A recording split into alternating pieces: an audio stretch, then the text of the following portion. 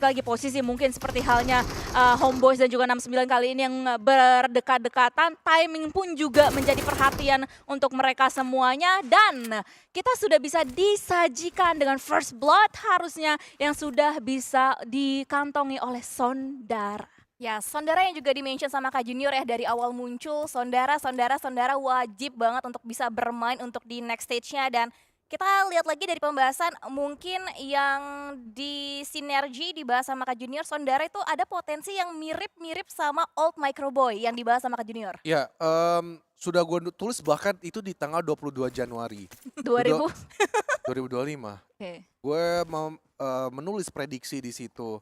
Bagaimana Foxy cepat atau lambat dia bakal mengeluarkan skill giftednya, tinggal dikasih jam terbangnya atau gimana-gimana juga nanti. Kemudian juga kita akan melihat power dari old player kita tadi seperti Microboy ataupun RRQ Senior. Itu adalah dua pemain kasarnya support lah ya terbaik di masanya saat itu dan kita akan melihat di muka antara Federales ataupun Sondara. Gue lihat Sondara ini adalah sosok yang tenang sebenarnya dan itu rada-rada mirip lah dengan Microboy. Microboy itu nggak cuma masalah mekanik tapi ketenangan itulah yang membuat dia jadi bisa adjust masalah Luxy-Zuxi yang terlalu bawel, terlalu cocot, terlalu ribut gitu. Dan Ryzen juga tenang. Dia bisa adjust yang tenang sama yang terlalu Balancing rewel. lah. Iya, balancing. Itu yang sosok yang jarang sekali ditemukan dan gue melihat itu ada potensi di Sondara ataupun Federalis. Tapi Federalis dulu yang bisa ternyata adjust dan juga membuktikan. Dan orang-orang juga banyak akhirnya menilai Federalis itu adalah sosok seperti Ryzen. Tapi silahkan untuk dibawakan dulu antara Strike dan juga Ten Entertainment. Iya, ini ya Strangers dan juga TEM bertemu satu sama lain dan ternyata berhasil untuk mendapatkan satu pemain, satu nama dari Strangers dijadikan dua kali ini. Hanya meninggalkan dua pemain aktif saja dari tim Strangers dan bold statement yang dikeluarkan dari Eldoge kemarin. Mela salah tim katanya Gus. Bang Aya. Miau. Ya dibilang salah tim ya mungkin secara kasat mata gitu tapi kan kita nggak tahu di belakang siapa yang nawar dia, siapa yang mau dia dan dia. Waduh. Ya itu kan masalah-masalah deal-dealan transfer juga kan. Iya, betul. Iya mungkin tidak cocok gaji, tidak cocok fasilitas, bisa jadi Mela, gue nggak mau di tim ini, gue lebih milih ya udah yang siapapun gue bisa main sama siapapun, yang penting fasilitas dan gaji buat gue oke. Ya kita nggak ada yang tahu juga gitu di belakang layarnya. Betul. Tapi ya kalau secara overall, gue pengen lihat Nuzi sama Mela sebenarnya setim lagi. Tektok kan yang benar-benar maut banget lah, yang bisa mengimbangi antara Paraboy dan juga Order di situ. Nuzi dan juga Mela, dua nama yang kalau kita bahas mungkin makin kesini memang makin tidak begitu kelihatan bersinarnya untuk dua nama tersebut. Tapi kita akan melihat kembali untuk perkembangan dari tim-tim lain yang masih tersisa juga untuk di stage yang pertama. Dari The Xavier, satunya ter-knockdown, nampaknya akan sulit untuk mereka bisa merangkak masuk ke dalam area pesisirnya. Ternyata sudah dijagain oleh dua tim yang berbeda. Semua mata memandang ternyata Osha kali ini juga ikut diamati pergerakannya oleh seorang Syamil dan tim Homeboyz. Wah rame banget ini dia ya, timing yang begitu kalau kata orang Sumsel diucain lagi sama semua tim yang berada di sekitaran perairan ini. Osja TH dipancing terus-terusan, gak dibiarkan kemana-mana. Homeboyz gak mau ketinggalan, gak mau kehilangan kesempatan untuk bisa mendapatkan eliminasi poin sebanyak-banyaknya menuju ke arah depan sana. Gak cuman Osja TH dan juga Homeboyz, The Xavier, tadi Voin Danke pun juga melihat menuju ke arah yang sama karena memang sekali lagi posisi mereka berada berdekat-dekatan. Di Xavier yang tadinya menjadi salah satu kontender kuat, mereka pun juga udah mulai dipres. Masalahnya kita harus tahu di Kepulauan Alpha atau di Camp Alpha ada tim Bigetron pula yang bisa aja nanti join menuju ke arah shenanigans yang sedang terjadi di perairan ini. Karena mereka udah fokus banget sih, udah nge-split juga bagian perbukitannya juga udah secure dengan sangat baik oleh tim Bigetron untuk mereka bisa mengawal nanti tim-tim yang mungkin terlambat masuk ke dalam area zonanya. Karena memang untuk circle-nya masih condong untuk Kepulauan Alpha, makanya nggak heran banyak tim-tim yang berbondong-bondong mereka berenang, entah lewat bagian jembatannya juga untuk mereka bisa shifting. Tapi kita akan melihat juga betapa seriusnya 69 untuk mendapatkan dua nyawa terakhir dari tim Strangers. Miao coba untuk bisa nge-pick di bagian satu area jendela kecilnya. Tapi masih bisa mengcover juga dan akan langsung di-push nampaknya oleh tiga player sekaligus. Coba untuk bisa menyerang masuk.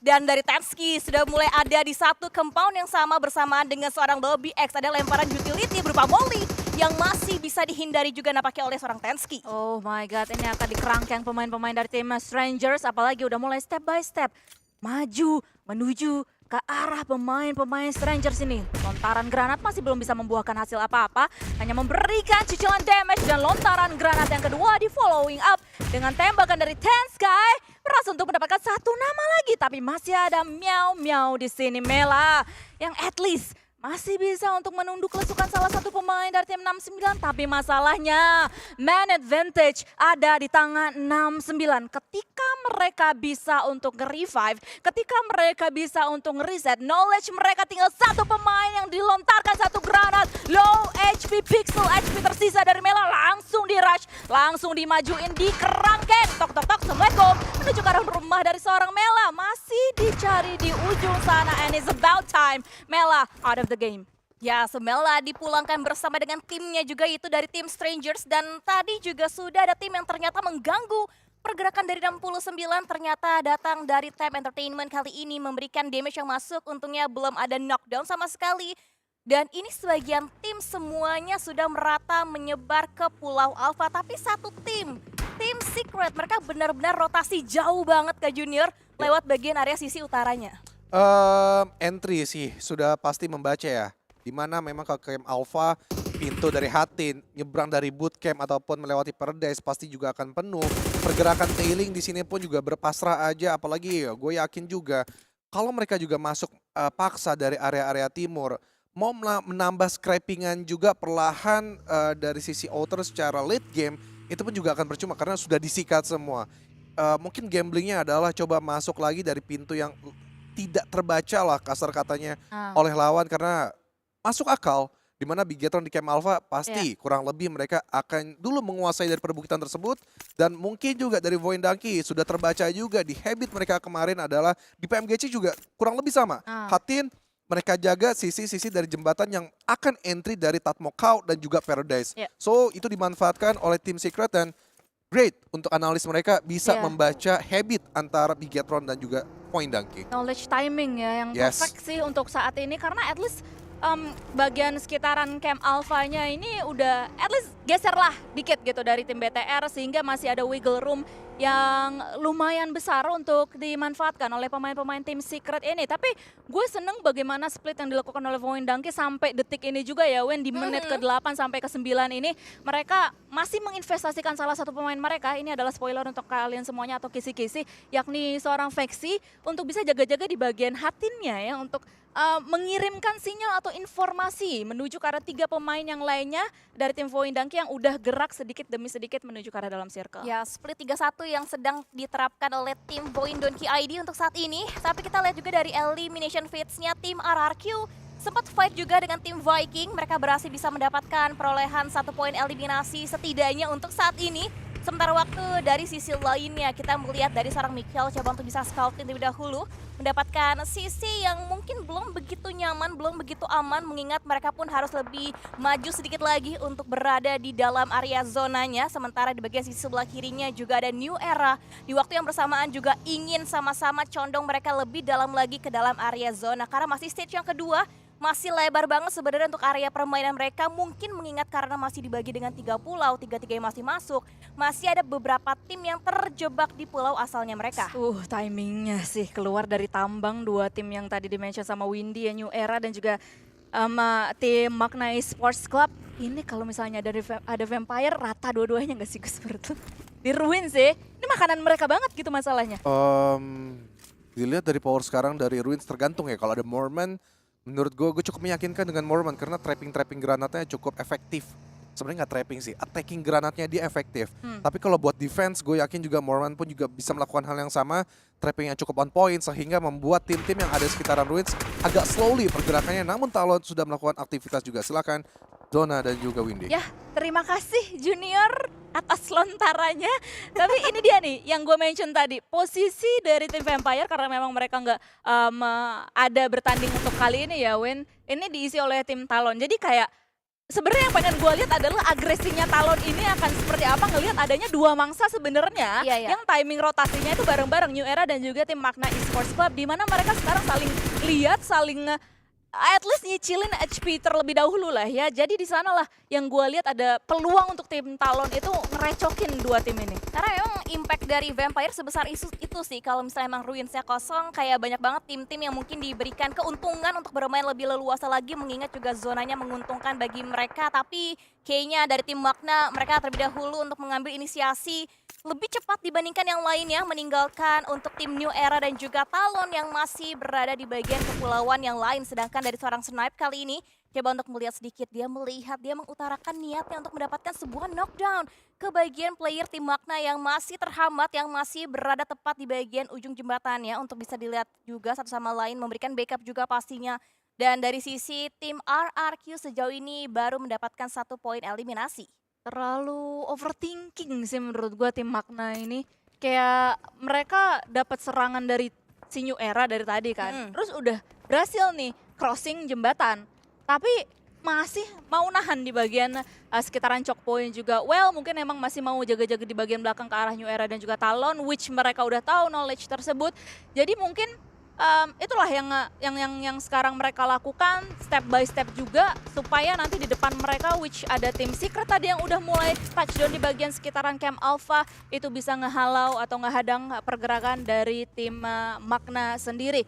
Sementara waktu dari tim Secret yang tadi dimention sama Windy, tim Secret RRQ yang dimention sama Windy barusan, mereka menjadi tim yang paling terbelakang ya in terms of rotasi dan juga lokasi untuk saat ini, masih di bagian outer dari circle, di selatannya Ruins. Di depan mereka ada banyak sekali tim atau layering yang harus mereka kupasin satu persatu jikalau nanti mereka mau melanggeng dengan enak menuju ke arah Pulau Alpha. Atau sekali lagi tadi Windy juga sudah mulai mention sedikit, karena memang masih terbagi menuju ke pulau-pulau yang lainnya, banyak sekali yang di daerah Ruins ini sedikit ngecok terlebih dahulu ya, atau nungguin terlebih dahulu. Tapi tidak sepertinya dengan tim Voindanki dan juga tim BTR. Mereka berada di bagian ujung-ujung, tapi kali ini sekarang mereka berada berhadapan-hadapan. Ini kayak waktu awal dari minggu-minggu pertama gak sih, yang dari Bigetron lagi fight sama Alter Ego, dari Vowin coba untuk jadi third partinya juga, walaupun emang gak benar-benar dapat climax-nya, tapi sudah dapetin beberapa poin eliminasi. Tapi kita hentikan dulu pembicaraan untuk Voin Donkey ID, mengingat dari tim RRQ juga sedang berjuang untuk kembali menaklukkan dari anggota player tim New Era. Ada sebuah kokangan granat yang coba dimasukkan ke dalam satu area yang ditempati oleh seorang lapar, tapi granatnya masih bisa dielakkan begitu saja. Bahkan granat follow up yang menjadi pengakhir jalan bagi New Era kali nampaknya berhasil dieksekusi dengan maksimal oleh tim RRQ. Vikings barusan ya, yang dilihat sama tim Celcom DG Alliance juga. New Era juga dilihat, tapi masih ada beberapa pemain yang masih tersisa di ujung situ tuh, di bagian ujung dari jembatan sendiri. Tadi sih kayaknya ada beberapa pemain yang terknockdown, tapi masih bisa diselamatkan. At least kayaknya dari bagian medium mapnya masih ada 3 pemain yang tersisa. Cuman kita bakalan lihat, karena emang di sini stage yang keempat geser sedikit ke arah bagian kanan. Ini menurut gua tim Magna yang tadi udah crossing menuju ke arah jembatan sih udah mulai puyeng kayaknya ya. Cuman ini dia pemain dari tim New Era yang berdekatan ternyata masih dengan 4 punggawa mereka. Dengan keributan yang terjadi antara tim RRQ dan juga Vikings tadi udah mulai colek-colek ke arah tim Talon pula. Dan Talon kali ini yang akan menjadi gatekeeper handal di bagian pojokan zona. Berarti keputusan yang baik ya untuk Talon, mereka tidak langsung berlomba-lomba untuk nyebrang langsung ke Pulau Alpha seperti apa yang dilakukan oleh Magna. Tapi what happened to Bigetron? Langsung ditaklukkan oleh Vampire kali ini. Semua playernya di wipe out, dipulangkan semua ke lobby. Bigetron sudah gugur dan kita masih melihat kembali pertarungan dari kedua belas tim yang masih ada untuk saat ini. Void dan Donkey ID tidak mulus memang jalan yang mereka laluin. Mereka bertemu dengan macam banyaknya halangan yang terutama kali ini harus mereka laluin adalah dari tim Magna. Dan lihat yang dilakukan oleh seorang Potato, coba untuk bisa melakukan sebuah scout untuk mencari informasi yang lebih mendetail lagi. Tapi ada satu player dari tim Magna yang coba untuk bisa crawling back lagi untuk meminta pertolongan untuk segera di-revive. Oh my god, crumbling down pemain-pemain dari tim Voindanki. Tapi masih ada Zeta di sini. Akankah dia touchdown di bagian ujung dari perairan tersebut? Hasbi Sudah melihat menuju ke arah Zeta, di tracking aja sebuah vehicle yang kedengeran ada granat susulan pula yang untungnya masih belum terlalu on point, terlampau ke belakang lontaran granat tapi masih ada splash damage begitu tipis yang langsung saja menemukan satu pemain dari Point Donkey dan kali ini face to face situation Zeta masih berada di dalam game ini berhasil untuk menghentaskan pemain terakhir dari tim Magna Esports Club. 2 player down bagi tim Vowin. Tinggal 2 nyawa terakhir yang masih tersisa, tapi ini sebenarnya juga membahayakan untuk posisinya dari tim Vowin. Di belakangnya juga ramai sekali tim-tim yang mengintai. Ada tim Secret juga, ada Vampire juga, tapi sekarang nampaknya Nerpeko terkena headshot dari seorang Keluk. Dan nampaknya granatnya pun sebelum Nerpeko-nya terknockdown, ada granat follow up dari seorang Peko untuk mendapatkan sebuah knockdown yang mungkin kali ini diperlukan untuk tim RRQ. Setidaknya ada buying time lagi untuk kembali merevive posisi untuk player tim RRQ. Ya, New Era pun masih 2 pemain saja aktif. Akan coba untuk sedikit piki menuju ke arah pemain-pemain dari tim Talon, tapi masih belum dibukakan tembakannya. CMZ. Dia akan coba untuk di-tracking oleh pemain dari tim RRQ. Masih belum bisa untuk menemukan pemain-pemain New Era ini. Meanwhile, di tempat lain 69 versus Vampire. Terjadi baku hantam antara mereka berdua. Satu pemain dari tim 69 ditumbangkan dalam keadaan knockdown. Di ujung sana kalian bisa lihat. Di ujung dari zona banget. Di bagian utara. Dan keseluruhan tim seperti tim Secret, Vampire dan juga tim 69 harus berbondong-bondong melakukan rotasi di jalur yang sangat amat tidak aman seperti halnya posisi dari tim RRQ dan juga New Era yang sedari tadi memang masih tidak aman dan New Era kali ini sudah melakukan reset tapi ternyata Axel lah yang berhasil untuk menumbangkan satu pemain lagi dari New Era dan bahkan dijadikan elimination untuk tim Talon. Ini banyak yang dipertaruhkan untuk di stage yang kelima untuk mereka bisa nyaman bermain di bagian area zonanya. Di outernya banyak sekali tim-tim yang perang yang didescribe dengan sangat detail juga sama Kadona. Dan kita akan masih fokus untuk melihat perjuangan dari tim RRQ. Genfox masih ada membuka tembakan dan knockdown kembali terjadi lagi. Sherlyn berhasil bisa didapatkan sebuah eliminasinya lagi. Eliminasi ketiga kembali dikoleksi oleh tim RRQ. Tapi dengan dia membuka tembakan, membuka posisi juga untuk seorang Genfox. Dan akhirnya Jimmy yang bisa mendapatkan eksekusinya untuk seorang Genfox. Tapi lihat, Peko, what a nice shot. Berhasil bisa mendapatkan satu knockdown lagi untuk tim New Era kali ini. And dilakukan untuk menambah lagi punya poin eliminasi dan harusnya 5 genap sudah poin eliminasi yang didapatkan oleh tim RRQ. And here we go, kita akan melihat Nerpeko versus everybody.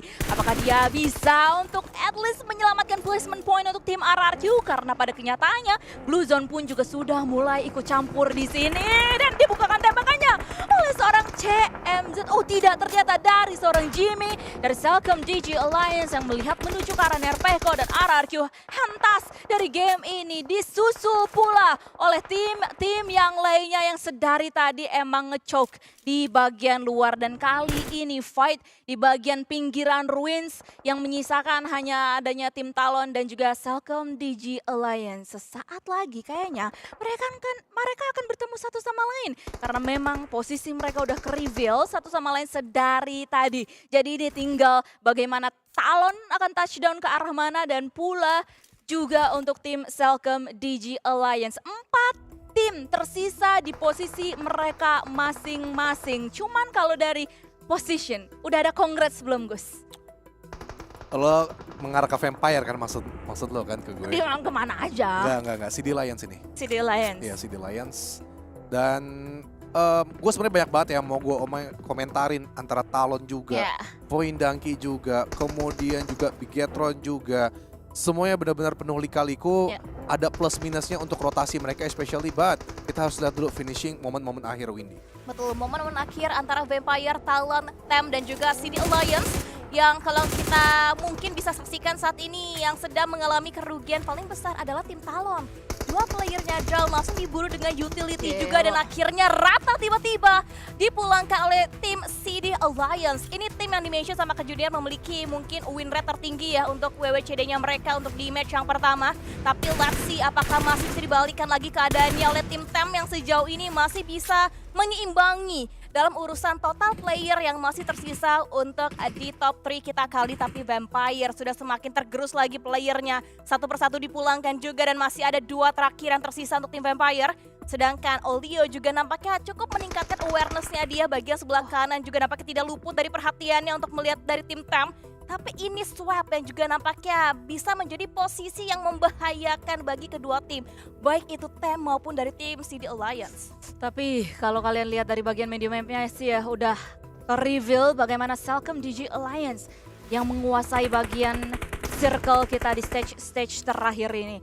Dan dengan melihat adanya spirit yang dibawa oleh Celcom DJ Alliance yang masih sama dengan Super Weekend kemarin, ini kayaknya memang persentase winner chicken dinner yang berada di atas sana benar adanya. Olio memantau keberadaan dua pemain dari tim Vampire yang bisa dikatakan menurut gua lumayan ngecok, apalagi Swap tumbang. Tony K pun juga sudah ke-reveal posisinya, dibukakan tembakannya Vampire. Keluar dari game ini harusnya. Dan ini adalah urusan di end game kita antara TEM versus Celcom DJ Alliance. Ya, dua tim yang mungkin sudah kita prediksikan karena memang mereka mengungguli dari segi jumlah playernya. Tapi lihat banyak sekali red zone buatan yang dikirimkan balasannya oleh tim Celcom DJ Alliance. Tinggal satu lagi yang terakhir mungkin tersisa dan dicari. Ini 4 melawan 1, kondisi yang tidak adil dan akhirnya harusnya chicken dinner didapatkan tapi masih belum adanya perlawanan. Dan walaupun begitu masih ada 3 lainnya dan congratulations